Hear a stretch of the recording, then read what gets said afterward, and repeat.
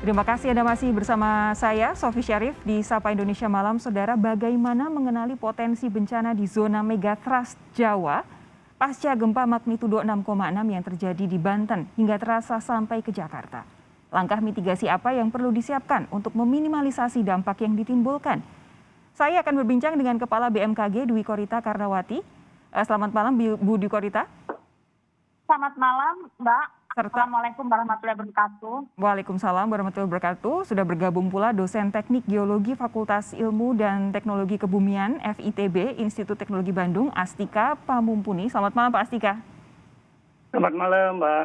Dan nanti akan bergabung bersama kami Bupati Pandeglang Irna Narulita. Tapi Bu Irna saat ini belum bergabung, jadi nanti akan menyusul. Saya akan ke Bu Dwi Korita terlebih dahulu. Bu, setelah gempa utama kemarin, yang kami tahu, yang kami dapat informasinya total ada 33 kali gempa susulan.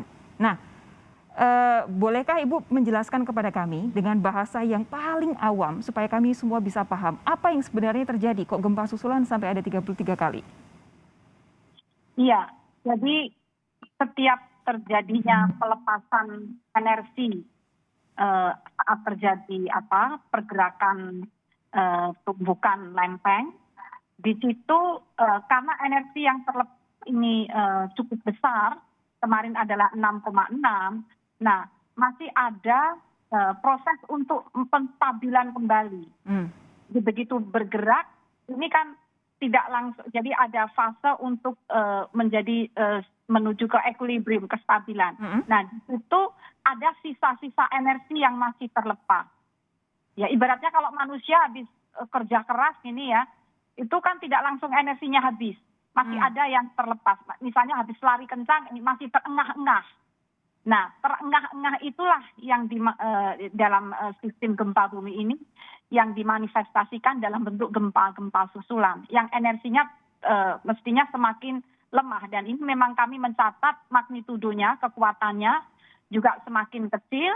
Yang terbesar 5,7 dan yang terkecil adalah 2,5. Magnitudonya. Demikian, Mbak. Oke, nah ini kan salah satu yang jadi bahasan sejak kemarin karena ini kan terjadi di wilayah Selat Sunda. Kita tahu bahwa wilayah Selat Sunda di bawah Pulau Jawa itu dilewati lempeng megatrust begitu.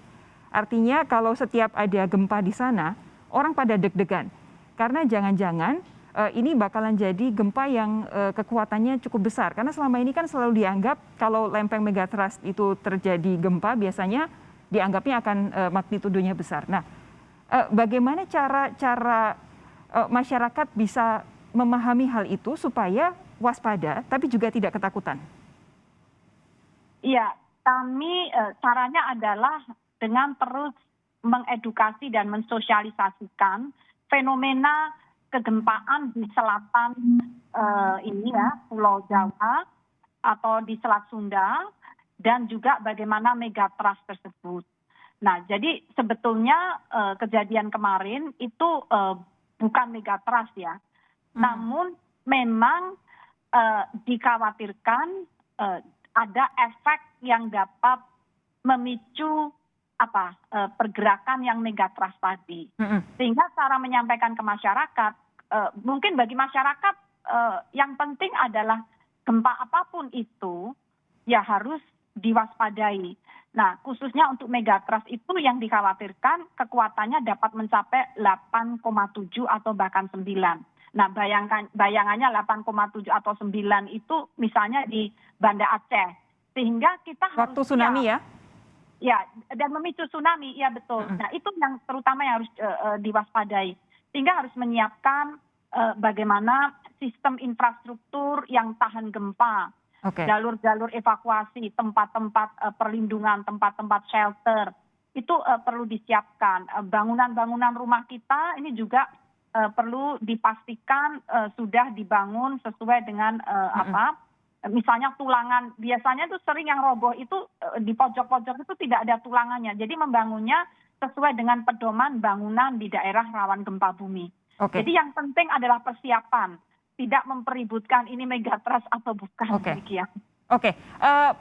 Pak Astika, tapi kalau dari gempa yang terjadi kemarin dan karakteristiknya, lalu dilihat juga dalam konteks di mana terjadinya, lokasi secara geografisnya, apa yang bisa Anda analisis dari gempa kemarin yang bisa disampaikan kepada masyarakat?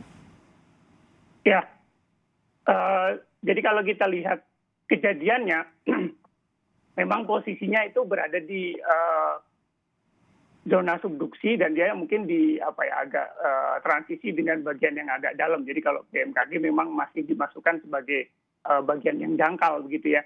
Nah, secara mekanisme memang dia adalah mekanisme sesar naik yang kalau kita lihat potensinya memang potensi yang cukup besar adalah sesar naik di selatan Jawa itu bahkan tadi disebut bisa 8,7 atau kalau kemudian dia beberapa segmen jadi satu itu bahkan bisa jadi 9, sekian gitu ya.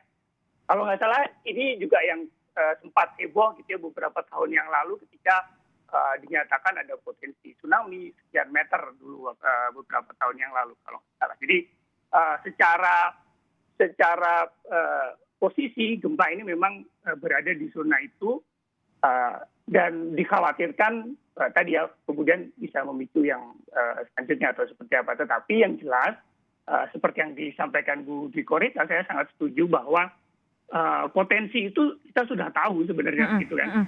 Jadi sudah sering disampaikan ada potensi itu dan yang paling penting adalah bagaimana kita menghadapinya itu yang mitigasinya ya. Betul, dan itu yang sepertinya yang masih kurang di ini gitu oleh masyarakat. Oke, saat ini kami juga sudah terhubung dengan Bupati Pandeglang Irna Narulita. Bu Irna, selamat malam. Malam Mbak. Bu Irna ada di mana ini sekarang?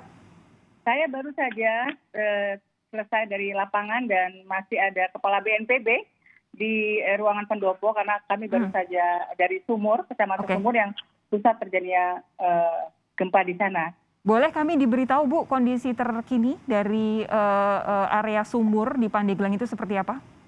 Ya, data kan terus kami update ya karena tim BPBD menghimpun data dari kecamatan-kecamatan. Memang bertambahnya cukup signifikan per tadi jam 6, jam 18.00 jumlah bangunan rumah yang roboh, rusak ringan, sedang dan berat ada 1.543. Lalu juga puskesmas dan juga poskesdes ada 14, kantor desa 3, buah, sekolah, masjid dan lain sebagainya, tempat usaha ini cukup signifikan.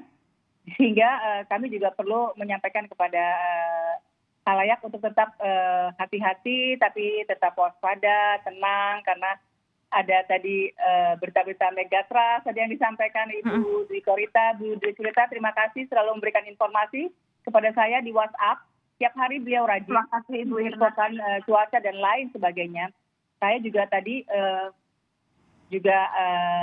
mengiyakan apa yang disampaikan Ibu Dwi Korita. Sebagian masyarakat kami yang sudah membangun ini memang tidak pakai tulang, tidak ada slope begitu ya, sehingga memang mereka sudah membangun berapa puluh tahun, tidak mungkin kami ratakan. Tapi setelah ini kami akan edukasi agar mereka juga membuat konstruksi bangunan yang tahan gempa karena kita tinggal di daerah rawan bencana gitu.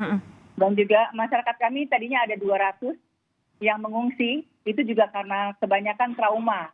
Sebagian di pesisir pantai, di tengah pasar yang riwayatnya 2018 Desember ada sign tsunami.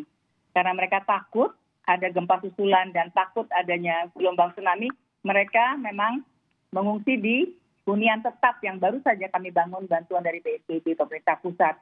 Tapi setelah tadi pagi subuh, mereka berangsur kembali pulang ke rumah.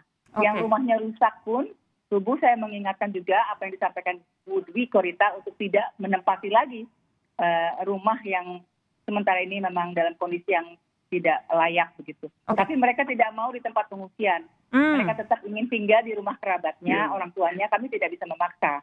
Tapi yang penting intinya mereka bisa nyaman, bisa tenang. Tetapi setelah kemarin kami punya mapping, silent tsunami Desember, kami punya titik-titik kumpul, jalur evakuasi, tempat evakuasi, kami punya. Apabila satu hari, naudzubillah misalnya mudah-mudahan tidak ada, tapi apabila terjadi kami sudah siapkan tempat-tempat mereka yang terpusat.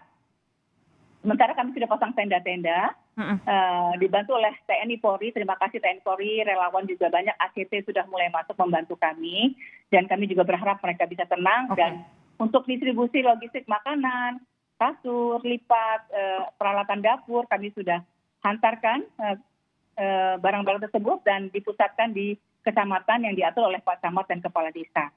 Dan esok hari juga ada Bapak Menko PMK dan Menteri Sosial datang ke sini, semoga bisa memberikan motivasi kepada kami untuk kami lebih baik lagi dan terus melakukan edukasi. Drill tsunami kami lakukan juga, simulasi, diingatkan kembali karena kemarin kan kami sibuk pandemi COVID untuk serbuan vaksinasi, memang kami tidak sempat melakukan lagi edukasi simulasi bencana ya terkait dengan kebencanaan, gempa dan lain sebagainya. Kami akan mulai lagi. Demikian, Mbak. Soal mitigasi ini akan nanti saya lebih dalam lagi perbincangkan bersama seluruh narasumber saya. Anda tetap bersama kami, Saudara. Sapa Indonesia Malam segera kembali.